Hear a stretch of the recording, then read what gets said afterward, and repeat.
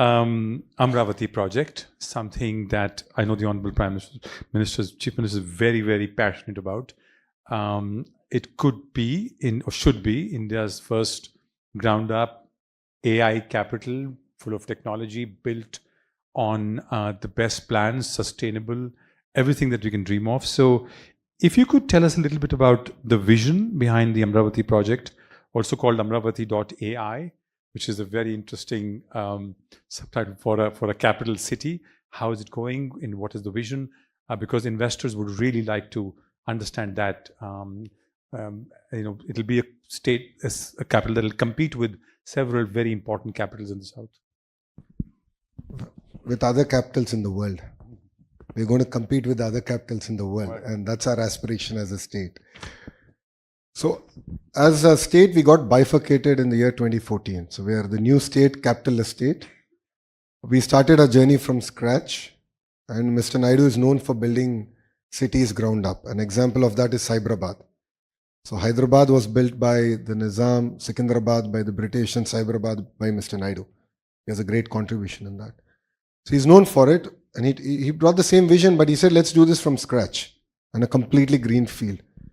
And the beauty of this project is not just the technology bit, but the human angle, where not even an acre was owned by the government, it was owned by the farmers. So we pooled the land from the farmers, where developed land went back to the farmers. So how do you make farmers part of this growth, the economic growth that we're going to deliver? So and that's very unique in that sense. And we started off with that project. It is going to be India's world-class city. It's going to be all green powered. It's a city that's going to have district cooling system. Like how you have power, water coming and gas coming home, you'll actually have air conditioning coming as service. So we're looking at various efficient models that have been deployed across the world that can enable us to leapfrog as a city. That's one part. The second part comes to the entire knowledge bit. If you look at it, we already have India's premier institutes like SRM, VIT, already having campuses there, and they're creating world-class students, faculty coming out of that area, and more campuses are going to come. So that's where the entire knowledge economy is going to get kickstarted.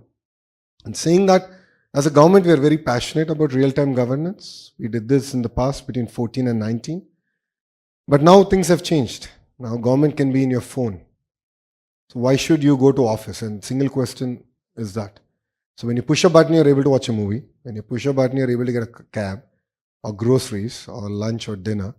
Why can't government be that responsive? And that's a straight question that I get asked by the Honorable Chief Minister. Saying that, phase one, we're working with various platforms, and the phase one, we intend to deliver about close to 100 government services via any platform to your phone, number one. Number two, we want to use AI, and we are in talks, we are actually piloting it. And there are amazing examples of how AI can sort of improve the efficiency of government delivery. And the various instances where I believe we could have done much better than we did in the past. So you'll see in the next 100 days, AI being deployed in governance, and also helping ministers, bureaucrats take decisions. So we already started this project where we have a digital twin for every minister. And based on the entire social listening, based on the feedback from various sources, it would advise that these are probably the 5 areas you want to pay attention in this week. So we're giving these insights to the ministers, and then we have this entire feedback mechanism. We understand sentiment across various ministries far better today.